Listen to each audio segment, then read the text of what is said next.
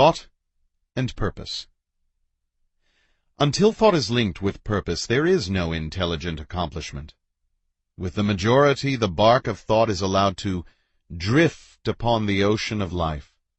Aimlessness is a vice, and such drifting must not continue for him who would steer clear of catastrophe and destruction.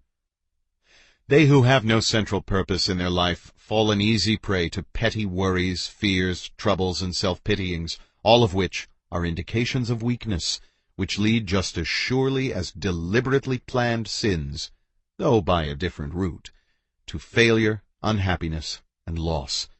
For weakness cannot persist in a power-evolving universe. A man should conceive of a legitimate purpose in his heart and set out to accomplish it. He should make this purpose the centralizing point of his thoughts. It may take the form of a spiritual ideal, or it may be a worldly object, according to his nature at the time being, but whichever it is, he should steadily focus his thought forces upon the object which he has set before him. He should make this purpose his supreme duty, and should devote himself to its attainment, not allowing his thoughts to wander away into ephemeral fancies, longings, and imaginings. This is the royal road to self-control and true concentration of thought.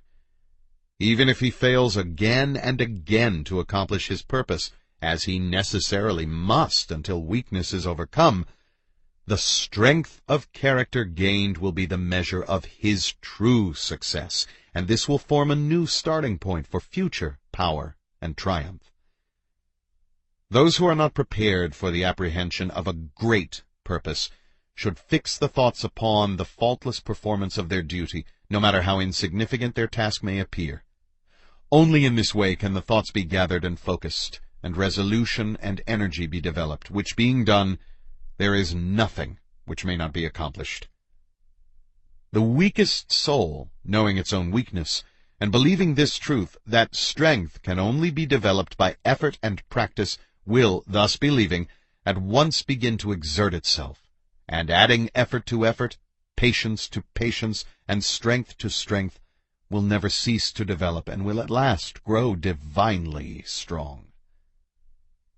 As the physically weak man can make himself strong by careful and patient training, so the man of weak thoughts can make them strong by exercising himself in right thinking.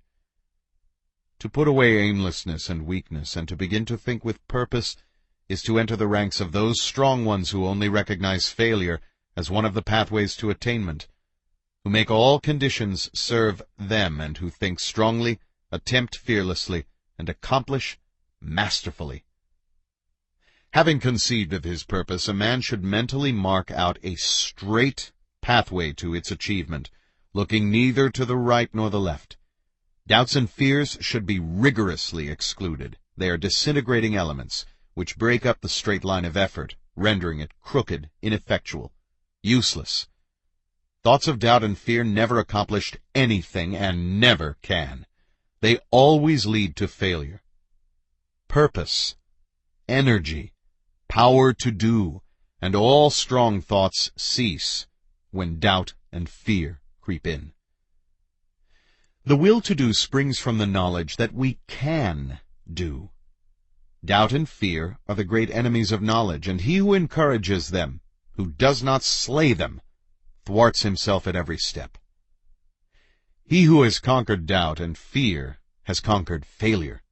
His every thought is allied with power, and all difficulties are bravely met and wisely overcome.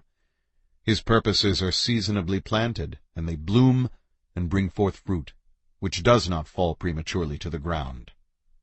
Thought, allied fearlessly to purpose, becomes creative force. He who knows this is ready to become something higher and stronger than a mere bundle of wavering thoughts and fluctuating sensations. He who does this has become the conscious and intelligent wielder of his mental powers.